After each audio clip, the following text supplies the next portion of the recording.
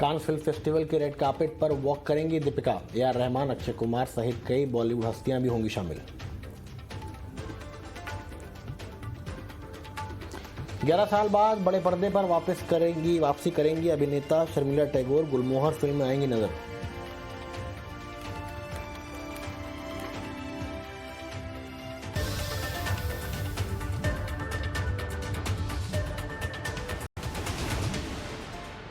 सबसे पहले बात कर लेते हैं मार्केट की। लगातार चौथे दिन मार्केट में बिकवाली हावी रही। निफ्टी 53 अंक गिरकर 16,177 पर बंद हुआ, जबकि सेंसेक्स 276 अंक की गिरावट पर बंद हुआ। हालांकि बैंक निफ्टी में निचले स्तर से रिकवरी देखी गई। वो 211 अंकों की तेजी के साथ हरे निशान पर बंद हुआ है। बाजार में आज क्या हलचल रही, पूरा विश्लेषण जानने के लिए चलते हैं हमारी सहयोगी प्रियंका उप्पल आनंद के पास। देखिए, आज मार्केट्स में पहले आपने शुरुआत तो ओपनिंग में तो पॉजिटिविटी के साथ की थी। एक वक्त पे लग रहा था शायद 16,400 तरफ वी वर हेडेड, लेकिन उसके बाद एक सेलिंग प्रेशर आया बाजार में। वो बाइंग कॉन्फिडेंस ही नहीं था, जिसके चलते हमने देखा कि बाजार पर दिन भर प्रेशर हावी रहा और 16,200 के भी नीचे आप क्लोज हुए हैं। निफ्टी पर आप देखें तो 16,200 के पास की क्लोजिंग के साथ एंटिसिपेशन थी, लेकिन फिलहाल 16,000 अब बड़ा एक सपोर्ट होगा जिसे बाजार को ज़रूर बचा कर रखना है before getting into a bear zone. आज क्लियरली कुछ पॉकेट्स थी जहां पर आपको बाइंग सिग्नल स्ट्रेंथ सस्टेन दिन भर से रहे। उसमें एक बड़ा सेगमेंट था गैस काउंटर्स। जितनी भी सिटी गैस डिस्ट्रीब्यूशन कंपनियां हैं उनके लिए यूनिफॉर्म गैस प्राइसिंग होंगे, उसके चलते हमने देखा सारे काउंटर्स में एक बाइंग का बाउट रहा। उसके अलावा केमिकल, फर्टिलाइजर, एग्री, ये थीम बाजार पर हावी रही जहां पर आपने लॉन्ग्स बनते हुए देखे। लेकिन उसके अलावा आपको आईटी फिर से आज वीक दिखाई दिया। एक टेक्निकल बाउंस बैक कल आया था। एंटिसिपेशन थी कि शायद हम मिड कैप और स्मॉल कैप आईटी में भी बाइंग देखने को मिली, लेकिन उस तरह की कोई रिलीफ यहाँ नहीं देखी। इनफैक्ट वहाँ पर भी पिटाई हुई। रिलायंस ड्रैगर था। ऑयल पैक में हालांकि आपको ONGC और कुछ सिलेक्टेड काउंटर्स में तेज़ी देखने को मिली, लेकिन पावर स्पेस पे भी आपको आज एक प्रॉफिट बुकिंग दिखी। एंटिसिपेट किया जा रहा है कि अब शायद थोड़ी सी पावर की डिमांड कम होगी, जिसकी वजह से हमने वहाँ पर भी ड्रैगर्स देखे। लेकिन आप अगर बैंकिंग स्पेस की बात करें तो बैंक्स ने पूरा कंट्रीब्यूट करने की कोशिश की, रिजिलेंट होने की कोशिश की, और वो भी प्राइवेट सेक्टर बैंक से। PSU स्पेस से कहीं से सहारा नहीं था, लेकिन प्राइवेट सेक्टर बैंक्स हो, चाहे वो एक्सिस हो, ICICI हो या फिर HDFC बैंक हो, वहाँ पर आपको फिर भी थोड़े बहुत सस्टेन करते हुए दिखाई दिए बाइंग के बाउट्स। लेकिन बहुत ज़्यादा बड़ी सपोर्ट नहीं दे पाया। लेकिन एटलीस्ट बैंक निफ्टी हरे निशान में क्लोज ज़रूर हुआ है, और आप HDFC बैंक को भी देखेंगे वो भी हरे निशान में क्लोज हुआ। कोटक बैंक ने भी अपनी स्ट्रेंथ यहाँ दिखाई, उसको बनाए रखा। कुछ और काउंटर्स जहाँ पर आपने क्लियरली हावी देखा, लूजिंग साइड पर रहे आपको बजाज ट्विंस, दोनों ही LNT के रिजल्ट्स हैं, वहाँ पर आपको लॉसेस दिखे। NTPC जैसे से अभी शेयर की पावर स्पेस में थोड़े से यहाँ पर आज प्रॉफिट बुक्स होते हुए दिखाई दिए आपको। NTPC भी उसी तरफ दिखाई दिया। और मिड कैप लूजर्स में आपको JSW एनर्जी, CESC, यहाँ पर भी आपको ड्रैगर्स देखने को मिले। इंडिया बुल्स हाउसिंग, वहाँ पर रिजल्ट से पहले आज एक बड़ा डेंट देखने को मिला। और FNO में आपको क्लियरली केमिकल स्पेस और गैस डिस्ट्रीब्यूशन काउंटर्स, वहाँ पर आपको बाइंग आउट देखने को मिला। चलिए, सुंदरम AMC के MD सुनील सुब्रमण्यम का कहना है कि महंगाई के डर की वजह से बाजार में करेक्शन देखने को मिल रहा है। ऐसे में निवेशकों को खरीदारी के बेहतर मौके तलाशने चाहिए। उनकी बात सुन लेते हैं। फेड ने भी और RBI ने भी बहुत अग्रेसिव से रेट हाइक और लिक्विडिटी क्रंच का एक डिसीजन लेके इम्प्लीमेंट किया है, तो they are acting very promptly. तो मेरे ख्याल में सेकंड चीज ये है कि ये इन्फ्लेशन का प्रेशर जो है ना, ज्यादातर आप देखेंगे सप्लाई साइड से आ रहा था, राइट। ऑयल प्राइसेस की हाइक के कारण, गोल्ड, स्टील, ये कमोडिटीज जो है उनकी प्राइस के कारण होता है, और ओवरऑल एक फूड इन्फ्लेशन जो इंटरनेशनली आ रहा था। तो इस चीज के अंदर जनरली इंटरेस्ट रेट हाइक उसको अफेक्ट नहीं करता है, बिकॉज उनके लिए शायद कमोडिटी में जो भी बोरो करके निवेश कर रहे हैं और उसको दाम बढ़ा रहे हैं एक ट्रेडर्स, उनका कूलिंग ऑफ हो जाता है, बिकॉज इंटरेस्ट रेट कॉस्ट बढ़ती है तो उनके भी प्रॉफिट मार्जिन में असर आ जाएगा। तो ये एक तरफ। सेकंड, मोर इंपॉर्टेंटली लिक्विडिटी की टाइटनिंग जो टेपरिंग कर रही है, और RBI भी जो लिक्विडिटी को CRR हाइक से कम करवा रही है, वो एक बड़ा चीज है। Because in the absence of liquidity, commodity traders जाके उसको स्पेकुलेटिव एक्शन नहीं कर सकते हैं फॉरवर्ड्स मार्केट में, तो ये कूलिंग ऑफ डेफिनेटली जरूर इंपैक्ट आएगा। तो ये जो टाइम फ्रेम है, जो इक्विटी में करेक्शन आ रही है इस इन्फ्लेशन के डर की वजह से, वो एक अच्छा बाइंग अपॉर्चुनिटी, जहां पे ज्यादा करेक्शन हो, वो एक्चुअली एग्जामिन करना चाहिए कि क्या ये सही तरह की बाइंग अपॉर्चुनिटी है। CII बिजनेस समिट में टाटा स्टील के MD TV नरेंद्रन ने कहा कि इंडस्ट्री और इंसेंटिव और सब्सिडी से आगे बढ़कर हमें सोचना होगा। उनकी बात सुन लेते हैं। of incentives and subsidies and embed continuous improvement in competitiveness, productivity, and quality across its business segments. As global supply chains get recalibrated, Indian industry has an opportunity to embed itself more firmly in the international arena and expand its global footprint. We must move away from a risk-averse culture to a mindset that proactively explores all markets and all sectors. The many new free trade agreements being signed with our key market partners opens up immense opportunities for international engagement, and we must support and leverage these to the optimum.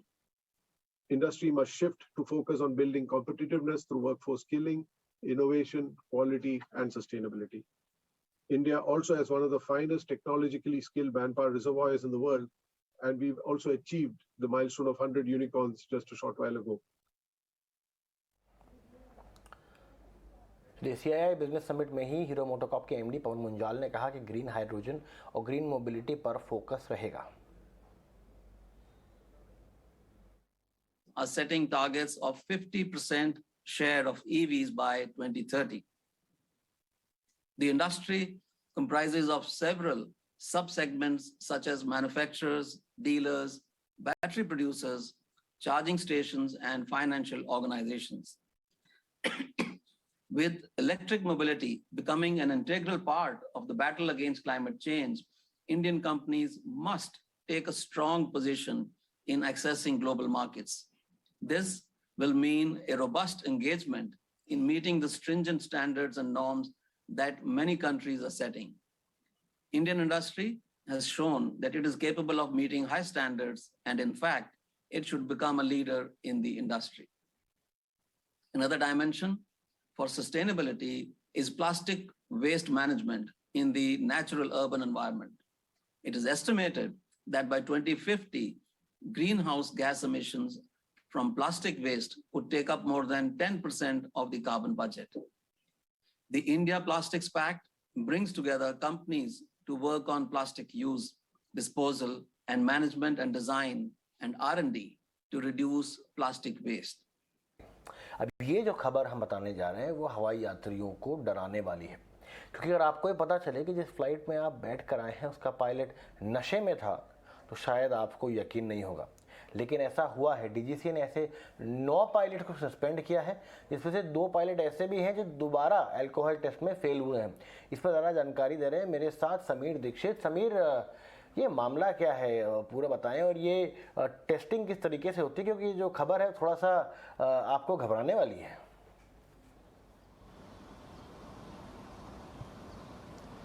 जी बिल्कुल, दरअसल safety के नज़रिए से, सुरक्षा के नज़रिए से aviation regulator लगातार ये जांच करता रहता है कि जो पूरे फ्लाइट के लिए जितने भी लोग शामिल हैं, मसलन कैबिन क्रू, पायलट या जो ग्राउंड स्टाफ है, क्या वो नियमों का सही तरीके से पालन कर रहे हैं। सबसे ज़रूरी ये है कि जो कैबिन क्रू है और जो 7 पायलट हैं, क्या वो ब्रेथ एनालाइजर टेस्ट में पास हो रहे हैं या नहीं पास हो रहे। ब्रेथ एनालाइजर टेस्ट का सीधा मतलब ये होता है कि आप फ्लाइट या उड़ान भरने से पहले कहीं आपने शराब का सेवन तो नहीं किया है, क्या आप नशे में हैं या नहीं। तो एक अहम पहलू होता है सुरक्षा के नज़रिए से।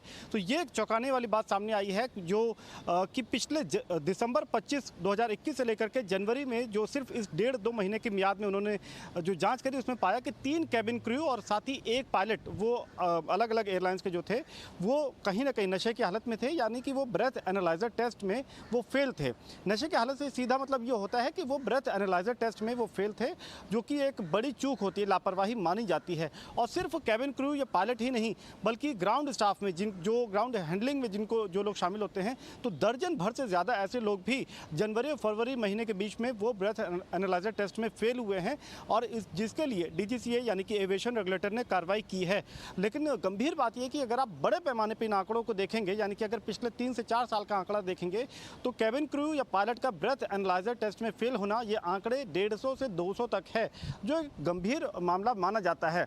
और इसी की वजह से एयरलाइंस को भी लगातार ये कहा गया है कि वो अपनी तरफ से पायलट्स या कैबिन क्रू को इस बात का साफ तौर पे बता के रखें कि वो नियमों का पालन करें, जिसका अगर वो नहीं करते हैं तो सिर्फ कैबिन क्रू या पायलट ही नहीं, एयरलाइंस पर भी सख्त कार्रवाई हो सकती है। नियम दरअसल ये कहता है कि कोई भी कैबिन क्रू या पायलट फ्लाइट से 12 घंटे तक, या जब फ्लाइट उड़ने वाली है उसके पहले तक वो शराब का सेवन नहीं कर सकता है। 12 घंटे तक उनको एकदम जो सरल भाषा में कहें तो नीट एंड क्लीन टाइप का जो कहा जाता है वैसा होना चाहिए। लेकिन हाँ, अगर आप ब्रेथ एनालाइजर टेस्ट में फेल होते हैं तो पहली दफ़ा में 3 महीने की आपका लाइसेंस सस्पेंड हो सकता है, उसके बाद 3 साल अगर आप दूसरी बार पकड़े जाते हैं, और अगर आप तीसरी बार पकड़े जाते हैं तो हमेशा के लिए लाइसेंस सस्पेंड हो सकता है। जी, सारी जानकारी देने के लिए उम्मीद करते हैं कि जिस फ्लाइट में आप और हम चढ़े हैं उनमें ये 2 या 3 पायलट जो पाए गए थे वो नहीं थे। आगे बढ़ते हैं, बात करते हैं एक्सिस म्यूचुअल फंड में जो 2 फंड मैनेजर्स की तरफ से किए गए गड़बड़ी का एक्सटर्नल ऑडिट जो है वो अब डेलॉइट कर रहा है। इस महीने के आखिर तक ऑडिट का काम पूरा हो सकता है। इस खबर की ज़्यादा जानकारी के साथ हमारे साथ अंकुर मिश्रा जुड़ रहे हैं। अंकुर, बताएं क्या खबर है पूरी? जी हाँ, axis mutual fund third party audit करा रहा है और हमें सूत्रों से पता चला है कि जो एक्सटर्नल ऑडिट है वो डिलॉइट करने वाला है। ये थर्ड पार्टी ऑडिट जो पोटेंशियल चार्जेस हैं 2 फंड मैनेजर्स पर कि उन्होंने इरेगुलरिटीज़ की है फंड को मैनेज करने में, इसकी जांच करेगा। ये जांच की जो रिपोर्ट है वो अगले 1 महीने में सबमिट हो सकती है। और साथ ही साथ अगर अमाउंट की बात करें तो टोटल जो फ्रंट रनिंग के चार्जेस हैं वो टोटल अमाउंट करीब 150 करोड़ से 250 करोड़ तक निकल कर आ रहा है। और ये अमाउंट जो म्यूचुअल फंड की इंटरनल इंक्वायरी है उसमें सामने आया है। तो थर्ड पार्टी ऑडिट इसको वेट करेगा, चेक करेगा। साथ ही साथ प्रोसेस लैप्स भी देखेगा कि अगर कहीं प्रोसेस लैप्स तो नहीं हुआ है, उसमें अगर कोई कोर्स करेक्शन सजेस्ट करना है तो वो भी म्यूचुअल फंड को सजेस्ट किया जाएगा। साथ ही साथ रेगुलेटर ऑलरेडी इस मामले की जांच कर रहा है, वो इन रिपोर्ट्स को तो ध्यान में रखेगा ही, लेकिन उसकी अलग जांच है वो जारी है इस मामले में। जो एक्सिस म्यूचुअल फंड का क्लेम है सूत्रों के मुताबिक वो यही है कि अभी तक रिडेम्पशन का कोई प्रेशर नहीं आया है। अगर 5 मई से अभी तक की बात करें तो टोटल नेट इक्विटी आउटफ्लो अभी तक 500 करोड़ से कम है। आपको याद होगा चंद्रेश निगम ने एक लेटर भी लिखा था इन्वेस्टर्स को ये बताने के लिए कि कोई भी अगर एक्शन जरूरी होगा म्यूचुअल फंड की तरफ से तो वो लिया जाएगा। सिटी गैस डिस्ट्रीब्यूशन कंपनी से जुड़ी 18 स्वदेश की खबर पर मोहर लग गई है। सभी सीजीडी कंपनियों को एक समान बेस प्राइस पर गैस मिलेगी। डिटेल्स के साथ जुड़ रहे हैं प्रकाश प्रियदर्शी। प्रकाश, बताएं। देखिए, हमने अपने दर्शकों को पहले ही बताया था कि सरकार सिटी गैस डिस्ट्रीब्यूशन कंपनीज के लिए गैस सप्लाई का जो तरीका है उसमें बदलाव करने जा रही है। इसके लिए एक यूनिफॉर्म बेस प्राइस मैकेनिज्म पर काम किया जा रहा है। अब उससे संबंधित जो गाइडलाइंस है उसको सरकार ने जारी कर दिया है। इसका मतलब ये है कि देश भर में जितनी भी सीजीडी कंपनीज हैं उनके लिए गैस प्राइस का तरीका जो है वो बदल जाएगा। अब सभी कंपनियों को एक ही बेस प्राइस पर गैस की सप्लाई की जाएगी। इस फार्मूले को इसलिए अपनाया जा रहा है क्योंकि देश भर में सिटी गैस डिस्ट्रीब्यूशन नेटवर्क का काफी तेजी से विस्तार हो रहा है। सरकार का टारगेट है कि 2022 के आखिर तक इसे 650 शहरों तक लेकर जाना है। इसका सीधा मतलब है कि जो गैस की रिक्वायरमेंट है वो बढ़ेगी, उसकी जरूरत बढ़ेगी। लेकिन सरकार के लिए संभव नहीं है कि सभी कंपनियों को जरूरत के हिसाब से जो डोमेस्टिकली प्रोड्यूस्ड गैस है जो कि किफायती दरों पर दी जाती है वो दी जा सके। लिहाजा एक नया फॉर्मूला निकाला गया है। उसके हिसाब से अब जितने भी तरह के गैस है, मसलन कि जो डोमेस्टिकली प्रोड्यूस्ड गैस है जिसको कि एपीएम गैस कहते हैं, या फिर सीबीजी है, या फिर जो इंपोर्टेड गैस है, या फिर वो गैस जो कि डिफिकल्ट फील्ड से निकले जिसकी कीमतें ज्यादा है, उन सबको मिलाकर एक एवरेज बेस प्राइस तय किया जाएगा और उसी बेस प्राइस के हिसाब से सभी कंपनियों को गैस की सप्लाई की जाएगी। एक और बदलाव हुआ है वो ये कि अभी कंपनियां जो हैं डोमेस्टिकली प्रोड्यूस्ड गैस से ज्यादा उनको रिक्वायरमेंट होती है तो या तो लॉन्ग टर्म कॉन्ट्रैक्ट करती हैं या स्पॉट से खरीदती हैं। लेकिन नए बदलाव के तहत अब हर तरह के गैस की सप्लाई जो है वो गेल करने जा रही है, यानी गेल ही नोडल एजेंसी होगी। ये भी एक बड़ा बदलाव है। इससे गैस की कीमतें तो कुछ बढ़ेंगी लेकिन रिक्वायरमेंट पूरी होगी कंपनियों की और वो भी अफोर्डेबल रेट पे। एक बड़ा बदलाव है। गेल जो है जो उनकी जरूरत है 100% जरूरत को मीट करेगी और उसके अलावा 2.5% अतिरिक्त गैस की सप्लाई जो है वो करेगी। नई व्यवस्था जो है वो 16 मई से लागू होने जा रही है और माना यह जा रहा है कि उन कंपनियों को सबसे ज्यादा फायदा होगा जिनके पास मौजूदा समय में लॉन्ग टर्म कॉन्ट्रैक्ट नहीं है। इसलिए मैरिटल रेप क्राइम है या नहीं, इस पर दिल्ली हाईकोर्ट के जजों की बटी हुई राय सामने आई है। मैरिटल रेप को अपराध मानने से जुड़ी याचिकाओं पर सुनवाई करते हुए 2 जजों की बेंच ने अलग अलग फैसला दिया है। जस्टिस राजीव शकदर ने जहां आईपीसी की धारा 375 के तहत पति को मिली छूट को असंवैधानिक करार देते हुए इसे खत्म करने की बात कही, वहीं दूसरे जज जस्टिस सी हरिशंकर ने पति को मिली इस छूट को संवैधानिक बताया है। हालांकि दोनों जज इस बात पर सहमत थे कि मामले में सुप्रीम कोर्ट में अपील होनी चाहिए क्योंकि मुद्दा अहम कानून से जुड़ा हुआ है।